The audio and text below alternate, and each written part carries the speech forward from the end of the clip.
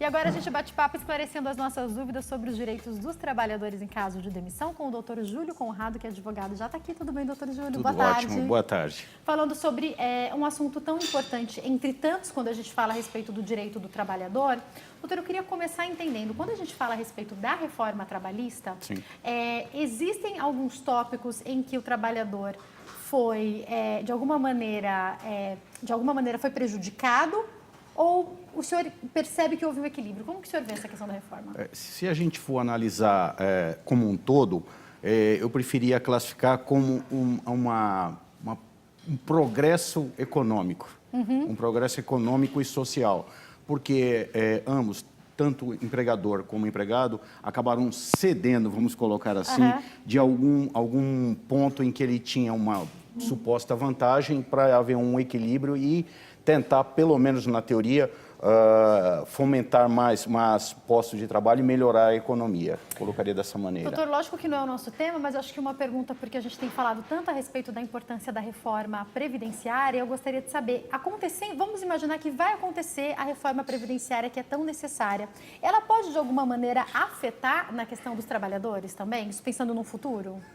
Muito embora sejam assuntos diversos, eles caminham numa linha paralela. E, com certeza, o que for decidido na reforma previdenciária vai afetar diretamente na área trabalhista por conta da questão de aposentadoria e mesmo de benefício assistencial. Com certeza vai. E aí a gente sabe que também, eu gostaria de citar nesse momento, apesar de ser jornalista e não gostar de dar sempre a minha opinião, né? Mas nesse momento é necessário, eu acho que de novo a gente vai falar sobre progresso, né? Quando a gente consegue a reforma trabalhista, talvez com algumas alterações, mas quando ela passar, a gente vai poder falar novamente em progresso, assim como na questão da reforma trabalhista, né? Esperemos que sim, que haja aí a gente nota uma certa resistência, uma relutância de algumas classes, de algumas categorias que insistem em defender certos privilégios em detrimento da grande maioria dos trabalhadores. E em se conseguindo resolver esse impasse, a gente tem quase que certeza que isso é preponderante até para a própria existência e permanência do sistema saudável. Doutor, vamos entrar propriamente no tema, então, que trazer essa introdução, porque eu acho importante. E aí eu vou fazer as perguntas, e se alguma coisa foi alterada com a reforma trabalhista, apesar de ela já ter acontecido há algum tempo, eu sei que ainda causam dúvidas, aí o senhor pode trazer informação correta, completa para nós, por favor. A minha primeira pergunta é, quando a gente fala a respeito de demissão, é necessário que haja sempre uma explicação do porquê está se demitindo alguém? Em tese, não. Não porque é facultado ao empregador simplesmente a dispensa sem justa causa, como se denomina a legislação, como denomina a legislação. Então, é facultado ao empregador a simples dispensa mediante aviso prévio ou indenização desse período do trabalhador. Não há necessidade. Vamos para a prática agora, que eu quero entender também como é que estão funcionando os acordos já, né? Você já deve ter, agora que a reforma já aconteceu há algum tempo, algumas coisas já estão sendo aplicadas na prática e eu queria entender como tem funcionado. A princípio, como é que funciona no caso da demissão? Qual a multa, qual é a porcentagem, quais são os cálculos e o que pode ser negociado a partir disso agora? O Instituto do Acordo é um avanço, eu diria, dentro da reforma, muito substancial. Em que sentido? Antigamente se ouvia muito o empregado procurar pelo empregador, eu quero fazer um acordo, eu quero que você me demita, eu abro mão disso, eu abro mão daquilo, e ficava toda aquela situação num limbo, diria, jurídico, porque não existia certeza da confirmação daquele ato sem nenhuma consequência. Caso alguém, inclusive, haja de uma festa, não tem nem como recorrer depois, porque isso não né? A gente, até para ilustrar isso, era muito comum a combinação prévia, o senhor me demita que eu vou lhe devolver os 40% do... Eu já vi... Eu conheço gente que, foi embora! Literalmente, no dia da rescisão, saiu correndo com o cheque e não devolveu nada. É uma situação hilária, mas que acontecia bastante. Né? E aí a gente pensa no prejuízo, não só, você pode pensar em grandes empresas, mas pensa no pequeno, né? No micro, naquele que tem poucos funcionários. Um combinado desse, que foi um combinado de boca, que depois a pessoa não tem para quem reclamar, não estou querendo aqui defender o empregador, não, pode acontecer da outra parte também. Mas pensando em quem tem poucos funcionários, um problema desse acontece, a pessoa tem certeza que ia receber os 40% de volta, faz o acordo e fala, tá bom, te mando embora. E aí a pessoa vai embora com aqueles 40% que estava se contando voltar, é um problemão, né? Muito. E eu te diria que a grande maioria do setor empresarial é formada do pequeno e microempresário. E isso realmente faz muita falta. E a gente até entende que essa reforma trabalhista foi, na verdade, para atender a esse segmento da classe empresarial, porque é a que fomenta o maior número de vagas de trabalho. E agora, pode acontecer, então, acordo? Como que isso deve funcionar da maneira adequada, doutor? Sim, existe hoje um dispositivo dentro da CLT que foi inserido pela reforma, artigo 484, letra A, que ele prevê a possibilidade de acordo entre as partes, entre empregado e empregador, e a rescisão do contrato. O que deve acontecer, o que tem de diferença entre essa modalidade e o que se fazia numa dispensa usual. Basicamente, a primeira delas é que o funcionário vai ter acesso ao fundo de garantia, isso é um ponto positivo. Entretanto, apenas ao limite de 80% do valor que tiver depositado, ou seja, se houver uma dispensa convencional, ele tem acesso ao total do valor que está depositado e em sede de acordo a apenas 80%. O aviso prévio também, ele tem direito à metade, 15%, e a multa dos 40%, a tão falada multa dos 40%, ele tem direito à metade também. Nos demais, as demais verbas, ele recebe normalmente como uma dispensa a que existia anteriormente. Doutora, a pessoa que é demitida sem nenhum acordo, foi demitida pela empresa, como é que funciona a questão? Vamos entender. Quanto tempo ela tem para receber essa rescisão? Existe já um tempo padrão, um tempo máximo para que ela receba esses valores? Anteriormente, cabe até a gente ilustrar aqui uma situação muito importante, havia a necessidade de se fazer a malfadada da homologação para os funcionários com mais de um ano. Hoje já não há mais essa obrigatoriedade. Então, se encerrando o contrato, simplesmente o empregador convoca o trabalhador para efetuar o pagamento e na própria dependência da empresa efetua esse pagamento diretamente ao trabalhador. E ele tem, da data da rescisão, 10 dias para efetuar esse pagamento. E geralmente a maioria das empresas cumpre esse prazo, né, doutor? Ou pelo menos deveria. E se não cumpre, o que fazer? Aí já... Aliás, é verdade, eu conheço empresas grandes, inclusive, estava conversando com uma pessoa que passou os 10 dias, a pessoa não recebeu. É uma situação mais comum do que a gente imagina. É uma multinacional, inclusive, estou lembrando aqui de uma história.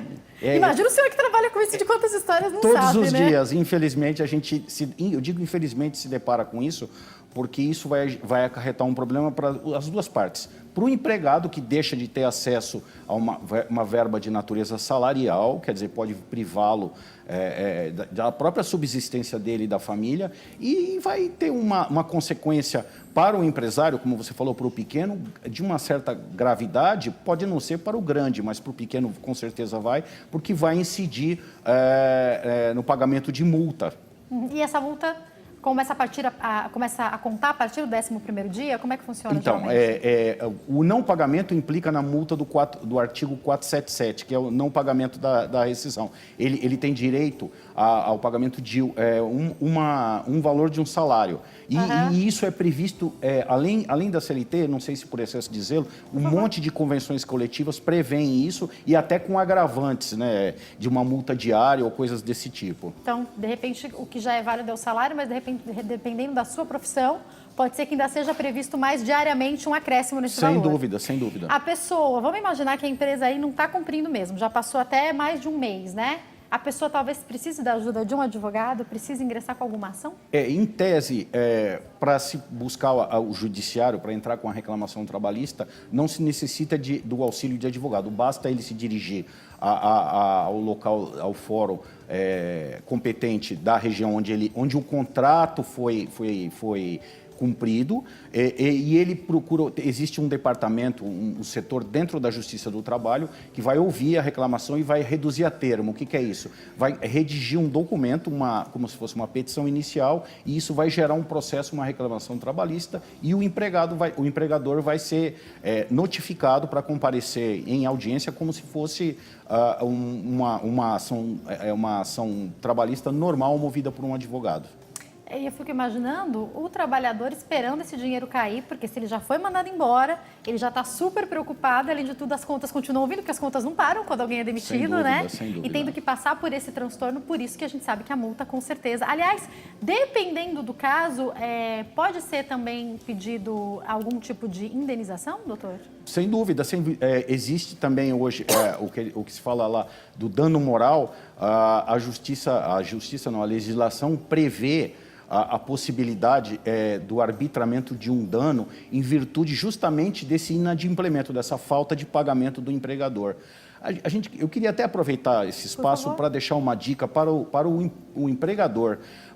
Às vezes o empregador se queixa do volume de reclamações e tudo mais, e o que a gente vê no dia a dia o que muitas dessas reclamações elas são originárias pela insatisfação, pela demora no pagamento, ou seja, esse relacionamento entre patrão e empregado fica deteriorado, né? Por conta dessa demora, isso tudo, e acaba gerando um processo desnecessário que poderia ser evitado e ter a sua solução dessa rescisão sem um acionamento judiciário. Isso que eu ia falar, abarrotando ainda mais o judiciário, né, doutor? Ó, eu vou para o intervalo, daqui a pouco eu estou de volta, eu quero te perguntar sobre justa causa, o que é devido nesses casos, se é possível reverter caso a pessoa se sinta injustiçada, e no caso das gestantes também, se pode haver uma demissão, como é que funciona nesse caso, se a pessoa foi demitida e só descobriu que estava grávida depois, como é que funciona, tá? Vou para o intervalo, daqui a pouquinho eu estou de volta e continuo falando sobre os direitos dos trabalhadores em caso de demissão com o doutor Júlio Conrado, que é advogado.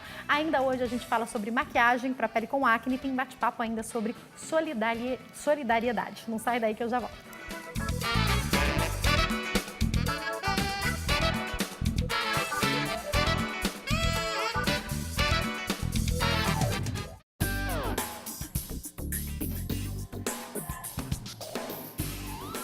O nosso programa está de volta, te convido a participar ligando para 0 operadora 11 3337 5886 ou entrando nas nossas redes sociais. A gente fala agora sobre direitos dos trabalhadores em caso de demissão com o doutor Júlio Conrado, que é advogado. Doutor, eu volto esse bloco perguntando primeiro a respeito das gestantes. A gente sempre ouve falar, olha, está grávida, não pode ser mandada embora, ainda tem um período depois da volta, mas pode ser mandada embora por justa causa, não pode? Por justa causa, sim. É a única motivação para a dispensa da gestante. Nas demais possibilidades, ficam afastadas e qualquer iniciativa do empregador de dispensar. E aí, doutor, quero perguntar específico, depois a gente vai entender já sobre justa causa, mas queria entender. No caso da mulher que é demitida, e daí ela descobre que ela estava grávida trabalhando, mas ela não sabia ainda. Existe algo que possa defender essa trabalhadora? Esse é um grande problema, porque em tese, a empresa devia se acercar de duas situações. Primeiro, quando ela admite um funcionário, ela faz o exame admissional. E nesse exame, vai verificar se ele reúne condições para exercer essa atividade laboral. A maioria faz isso. Agora, o grande problema é o malfadado do exame demissional, que é feito meio que pro forma. A impressão que dá é que, com todo o respeito, o profissional que está fazendo aquele ato naquele momento, ele está fazendo exame do papel, porque ele mal olha para a pessoa. Não encosta em ninguém, né? Ele se limita a fazer meia dúzia de perguntas e acabou. Esse é o grande problema. Então se a mulher disser que não está grávida ali, mesmo estando sem saber, o empregador está seguro ali, porque ela passou pelo exame e falou que não? Não. Ainda assim, não? Não. Esse eu diria que a legislação salvaguarda a gestante em todos os sentidos, porque se ficar constatado que ela estava grávida no curso lá do contrato de trabalho... Mesmo sem saber, comprovando por exames médicos, a empresa de duas uma, ou vai indenizá-la o período inteiro de gestação, mais lá os 4 meses de... 120 dias de licença, ou alternativamente vai reintegrá-la ao posto de trabalho. Excelente. Aí, doutor, quando a mulher volta da licença maternidade, tem um período de estabilidade também? Tem também, tem também. De quanto tempo, mais ou menos?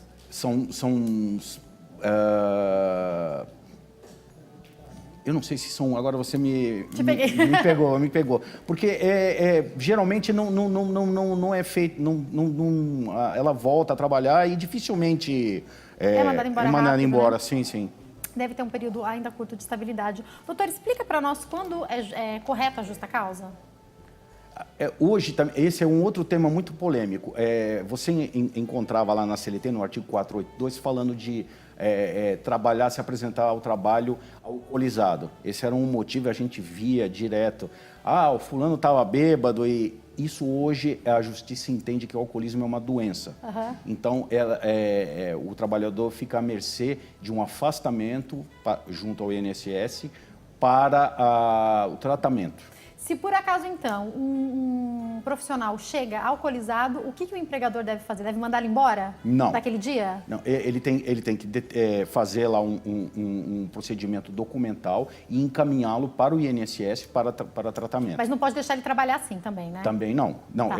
Simplesmente tomar as providências documentais e administrativas para que seja feito o encaminhamento para o INSS. Doutor, fora isso, vamos entender faltas, advertências, quando isso pode gerar justa causa?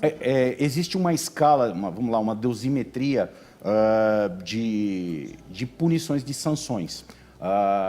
Uma conduta inapropriada vai gerar uma advertência verbal, a posteriori uma advertência escrita, depois uma suspensão e, por último, a justa causa. Então, é muito comum também, o sujeito tem um rompante lá, o empregador, e fala, eu vou te mandar embora por justa causa. E manda mesmo. Aí chega lá na Justiça do Trabalho, reverte isso, porque fala, mas essa foi a primeira conduta? Foi? É uma coisa de extrema gravidade? Mas não é.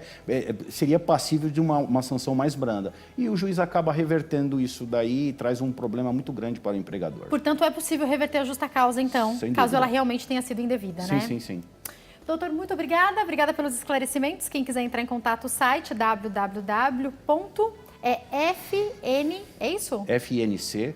advogados.com.br, o e-mail fncadvogados e consultores, e tem o telefone 0 operadora 11 3257 6693. Mais uma vez, obrigada, doutor, e uma ótima tarde.